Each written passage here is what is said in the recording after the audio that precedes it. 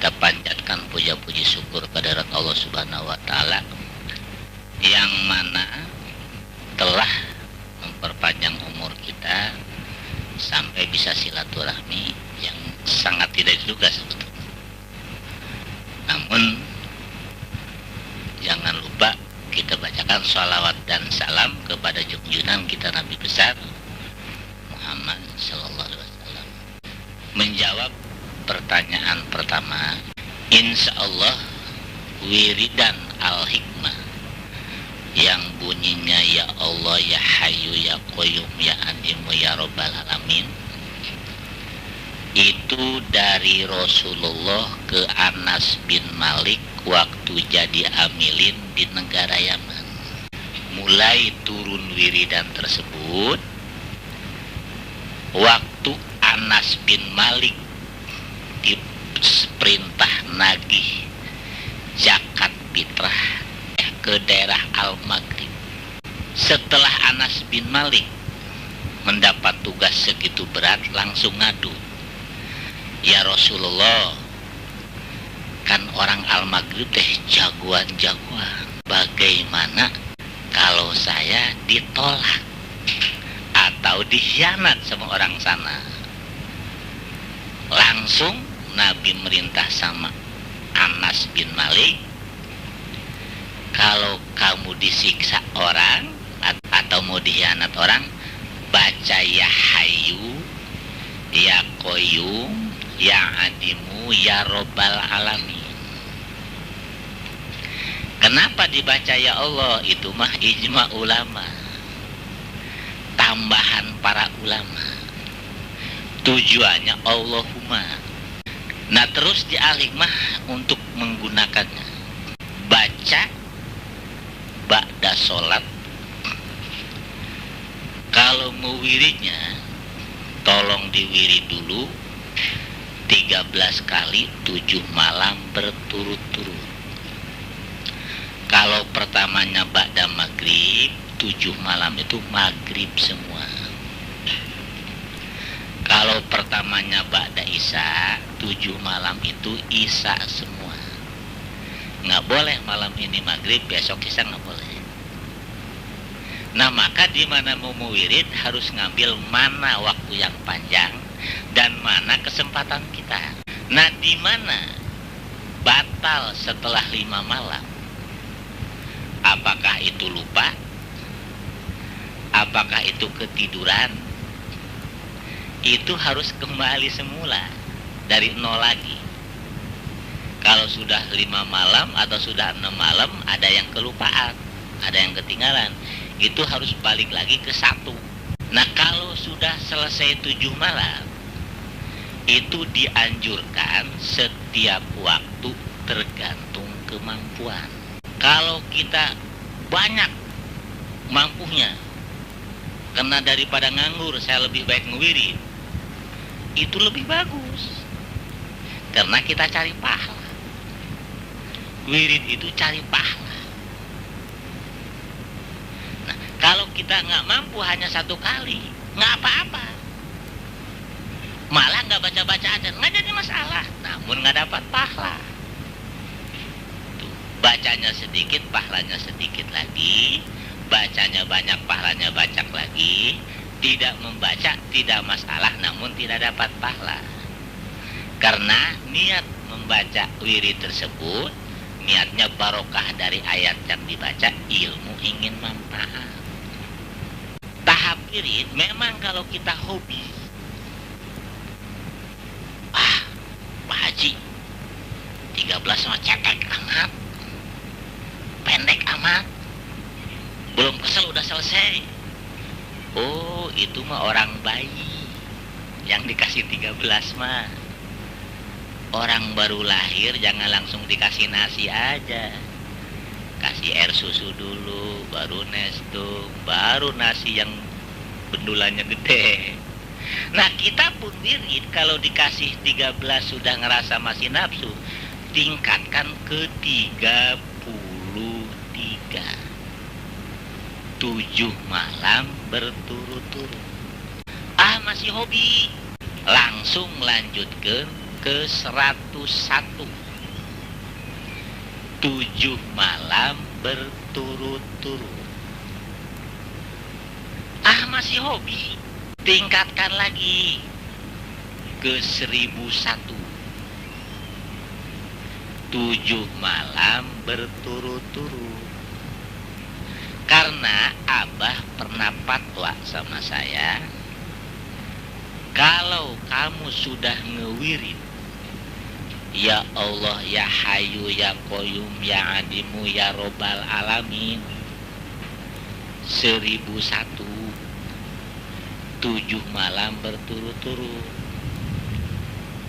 insya Allah besi tua, senjata api, senjata tajam, termasuk nyamuk, insya Allah nggak mau gigi. Malah pernah saya ngomong tapi tidak banyak. Tidak banyak ngomong, tapi pernah saya omongkan. Kalau belum wirid 1001, jangan dulu banyak obatin. Karena apa?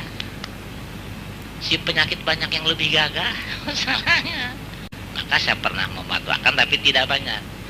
Jangan dulu terjun ngobatin kalau belum menyelesaikan wiridan ya Allah ya Hayyu Qayyum ya Adimu ya Rabbal Alamin 1001 selama 7 malam. Karena khawatir seperti itu, penyakit itu balik sama kita. Karena kita punya ukurannya wajib menolong orang, tapi lebih wajib menolong diri kita sendiri. Kalau masalah menggunakan al-hikmah, wirid harus dibaca ba'da sholat, tapi menggunakan dengan bahasa kita. Memang petunjuk dari wirid ya Allah ya Hayyu ya Qayyum ya Adimu ya Rabbal Alamin itu adalah untuk menutup. Di mana orang kebacok keluar darah, boleh ditutup dengan ya Allah ya Hayyu ya Qayyum ya Adimu ya Rabbal Alamin. Tapi kita ngeraskan perut sambil membaca itu jangan napas. Karena kalau menutup darah sambil napas tetap si darah kesedot, keluar lagi. Kalau saking yakinnya dan saking khusyuknya kepada Allah tidak napas, itu kadang-kadang rapat lagi. Tapi kebanyakan kita kan bimbang, mang, tapi nggak keluar darah pun udah ikut untung aja, walaupun tidak keluar darah. Itu. Nah maka disebut tadi penutup. Walaupun kita menggunakan dengan bahasa kita, contoh, di mana orang menyabut golok, sebelum dicabut kita bilang rapat, atau kita bilang jangan bisa. Dengan bahasa kita, dengan niat, tapi sambil mengeraskan perut. Tetap yang kerja itu adalah ya Allah, ya Hayyu, ya Qayyum, ya Adimu, ya Rabbal Alamin. Terus nyinggung selanjutnya, hujan. Apa jangan hujan? Bukan. Barangkali kita mau salametan, hujan supaya dihindarkan dulu. Itu bisa. Dari ya Allah, ya Hayyu, ya Qayyum, ya Adimu, ya Rabbal Alamin. Kalimatnya nutup tadi supaya dihindarkan dulu. Senjata api sama. Das umpamanya si pistol mau dicabut, rapat. Insya Allah si senjata nggak bisa dicabut. Tapi gimana kalau sudah dicabut? Bilang jangan meledak. Insya Allah si senjata tidak akan bisa meledak. Maka serbaguna. Umpama ada orang tiba-tiba ngomelin kita, wah, tutup aja, jangan bisa ngomong. Itu dia tidak akan bisa ngomong, karena ditutup dengan bilang jangan bisa ngomong. Tapi perut harus dikeraskan. Menyebut itu lagi. Karena diumpamakan apa? Diumpamakan golok.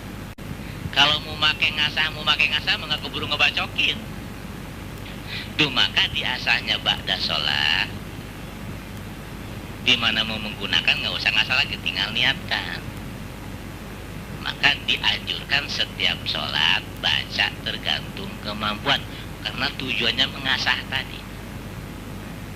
Waktu tenang ngasah, kita mau menggunakan nggak usah ngasah lagi.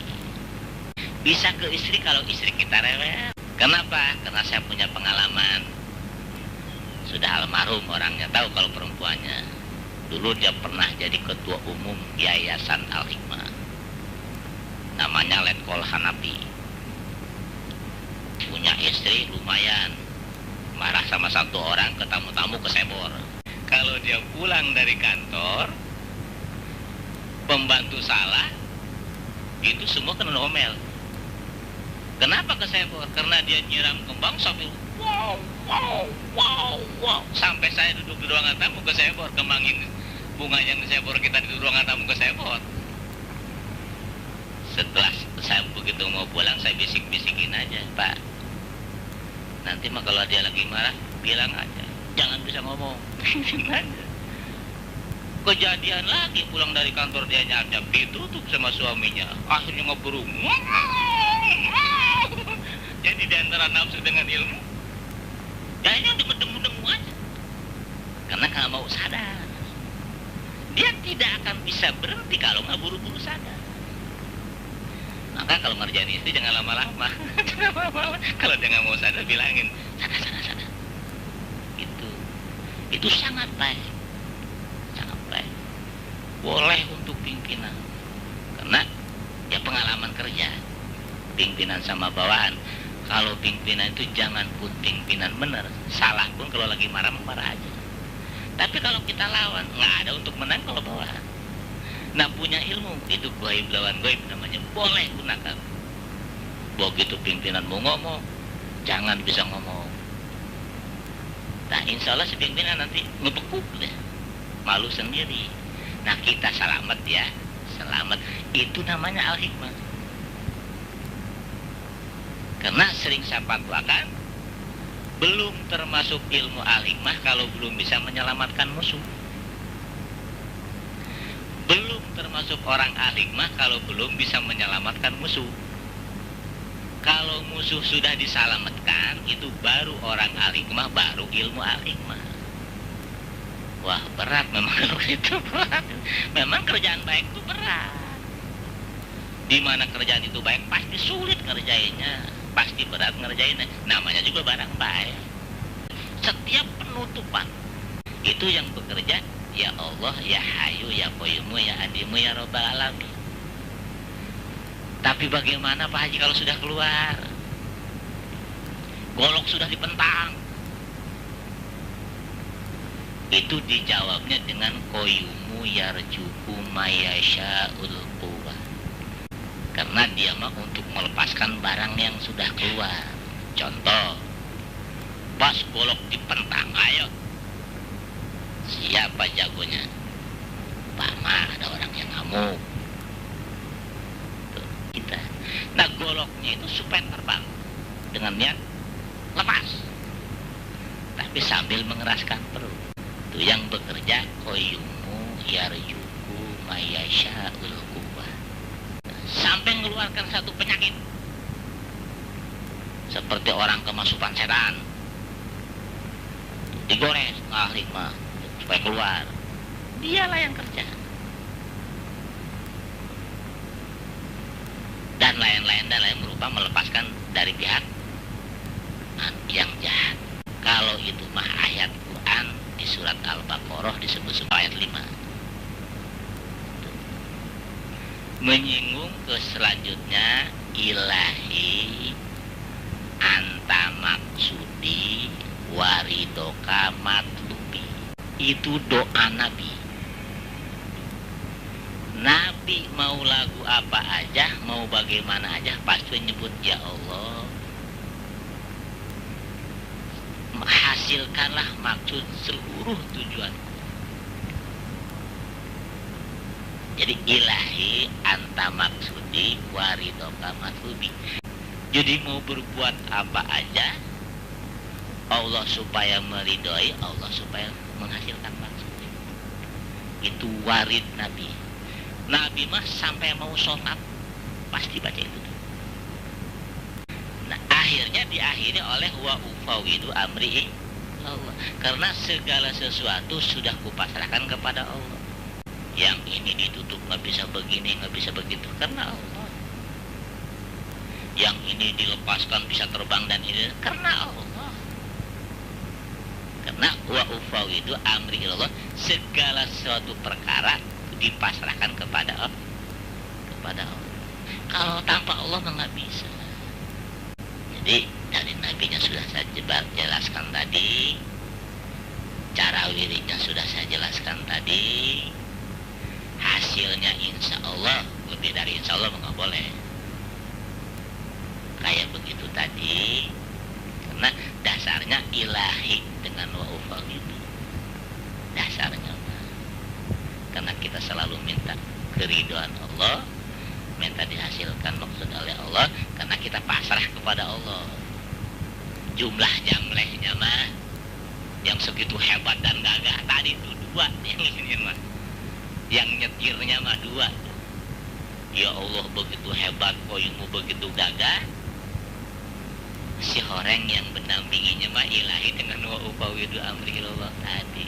Kalau kita nggak pasrah diri sama Allah, nggak bisa hebat begitu, nggak bisa. Dan tidak selalu mendoa minta keridhaan kepada Allah. Langsung ke wirid bismillahirrahmanirrahim. La tudrikuhul absar wa huwa yudrikul absar wa huwa latiful khabir. Kalau di Qur'annya mah la tudrikuhul absaru wa huwa yudrikul absara wa huwa latiful khabir.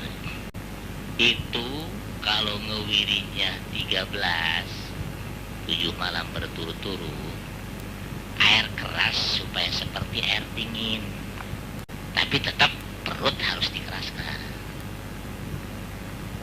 Baca la tudrikul absar wa huwa yudrikul absar wa huwa latiful khabir. Bismillahirrahmanirrahim. Ya Allah, tolong dinginkanlah air keras seperti air dingin. Nah, insya Allah si air keras itu dipegang nanti tidak apa-apa. Kalau ngewirinya 13. Namun kalau diwirinya 1000 semalam, dipatwakan oleh Abah itu untuk rezeki. Kalau diwirinya 1 malam 1000 tapi didawamkan. Untuk selanjutnya wirid yang ke-1, Allahumma ja'alni mahbuban fi qulubil mu'minin wa basyirni wa bil goni ila mi'atin. Kalau menurut ilmu di situ kadang-kadang disebut ila mi'ata wa isrina sanah Wallahu khairun hafido wa huwa arhamur rahimin. Alhamdulillahirabbil alamin. Itu doa dari Rasulullah turun ke 3 sahabat, 4 riwayat. Anas bin Malik 2 riwayat. Ke sahabat Abi Yasari 1 riwayat, ke sahabat Abi Umamah 1 riwayat. Namun 4 riwayat tersebut mempunyai tujuan begini. Sabda Rasulullah, siapa orang yang sudah mendawamkan Allahumma ja'alni mahbuban fi qulubil mu'minin wa basyirni wa bil goni ila mi'ata wa isrina sanah wallahu khairun hafido wa huwa arhamur rahimin alhamdulillahirabbil alamin, itu akan diangkat derajat di akhirat. Nah, kalau sudah di akhirat diangkat derajat, udah masya Allah, udah pasti masuk surga. 4 riwayat tujuannya ke situ. Namun saya menemukan riwayat dari Abah bahwa Nabi pada waktu itu mau diserbu, mau dibunuh oleh 70.000 kafir dengan teriakan, hayo Muhammad bunuh, hayo Muhammad bunuh. Nah, pada waktu itu Rasulullah sedang sholat sunnah. Selesai sholat sunnah, langsung Rasulullah sambil berdiri membaca Allahumma ja'alni mahbuban fi qulubil mu'minin mu'minin wa basyirni wa bilgoni ilamiatin boleh, ilamiata boleh, wa innahu khairun abida wa waramurhimin alhamdulillahirabbil alamin. Satu kali. Jadi kafir yang 70.000 itu berbalik kasihan. Yang tadinya mau membunuh ternyata tidak jadi. Maka dipatwakan oleh Abah, siapa orang yang membaca Allahumma ja'alni tadi, maka 70.000 manusia yang kasihan sama kita sekali baca. Sedangkan manusia di dunia kan miliaran. Nah, alhamdulillah riwayat dari nabinya tadi yang segitu hebat, di akhiratnya akan diangkat kemuliaan, diangkat derajat. Nah, konon diriwayatkan sama Abah pun begitu hebat, memuaskan. Nah, yang akhirnya berhubung pada waktu itu Nabi mendoanya sambil berdiri. Dan praktek sholat hajat adalah mendoanya berdiri. Maka dimasukkan ke doa sholat hajat. Gimana sholat hajat di Al-Hikmah? Atau sholat hajat yang kami keluarkan atau yang kami fatwakan? Sholatnya begini, usolli sunata litol bihajati rokataini lillahi ta'ala. Tuh, rokaat pertama setelah Fatihah baca suratnya idajah 3 kali sampai selesai. Rokaat kedua baca surat Ikhlas 5 kali sampai selesai. Setelah uluk salam baca Fatihah lagi 10 kali sambil duduk. Dari bismillah sampai waladhdallin 10 balik. Setelah selesai baca Fatihah baca lagi la ilaha illallah wahdahu la syarikalah lahul mulku wal hamdu yuhyi wa yumiitu wa ala kulli syai'in qadir 10 kali. Karena Nabi Adam dilempar dari surga ke dunia, sekian ratus tahun tidak ketemu dengan Siti Hawa. Pas ketemu di Arfah yang disebut Jabarohmah, maka disebut Jabarohmah pun karena pertemuan Nabi Adam dengan Siti Hawa. Yang sekarang dibentuk tubuh itu bekas peluk-pelukan Nabi Adam dengan Siti Hawa. Tapi pada waktu itu Nabi Adam membaca la ilaha illallah wahdahu la syarikalah lahul mulku wal hamdu yuhyi wa yumiitu wa ala kulli syai'in qadir 10 kali. Maka dianjurkan setiap manusia berangkat haji wukuf di Arfah sekurang-kurangnya harus baca itu 10 kali. Apalagi lebih banyak lebih bagus. Karena untungnya umat Nabi Muhammad mah dimanapun mendoa diijabah. Zaman Nabi Adam mah kalau pengen diijabah harus ke Arfah. Lain dari Nabi Muhammad enggak. Hanya umat Nabi Muhammad dimana mendoa pada waktu itu diijabah kontan. Tapi doa terbagi 3. 1 buat nebus dosa, 2 buat samperin di akhirat, 3 kontan. Nah, selesai itu baca 10 tadi Fatihah 10, la ilaha illallah wahdahu la syarikalah lahul mulku wal hamdu yuhyi wa yumiitu wa ala kulli syai'in qadir 10, langsung sujud. Niatnya sujud syukur. Baca Allahu Akbar. Setelah Allahu Akbar diangkat tangan langsung sujud. Di waktu sujud baca tuh ya Allah ya Rabbal Alamin, ya Allah ya Rabbal Alamin, ya Allah ya Rabbal Alamin sekurang-kurangnya 3 kali. Lebih banyak lebih bagus, baru sambung dengan bahasa kita. Gimana? Ya Allah makmurkan rezeki kami, ya Allah selamatkan kami dari dunia ke akhirat, ya Allah jadikan anak kami yang soleh dan soleh, dan yang lain seluruh kebutuhan kita. Umpamanya pegawai ingin dijadikan pimpinan, lain-lain itu seluruh kebutuhan kita. Setelah selesai semua kebutuhan kita, baru bangun dari sujud, uluk salam ke kanan, uluk salam ke kiri. Langsung berdiri, tanpa ngedoa. Doanya Allahumma ta'lama syirri wa alaniyati fa'akbal makturati wa qadil hajati fa'tali sa'li suwali la yaghfiru dunuba ila anta birahmatika ya arhamar rahimin alhamdulillahi rabbil alamin. 3 kali baru disambung dengan Allahumma ij'alni tadi. Karena ngambil dulu Nabi waktu baca doa itu sambil berdiri. Berhubung doa hajat sambil berdiri, maka dimasukkan gitu. Silahkan sambung dengan doa yang lain. Nah, kenapa doa harus berdiri sambil agak lengak ke atas, tangan sambil ditadahkan? Karena Ka'bahnya doa adalah di atas. Dan kenapa tangan harus ditadahkan, harus diginikan?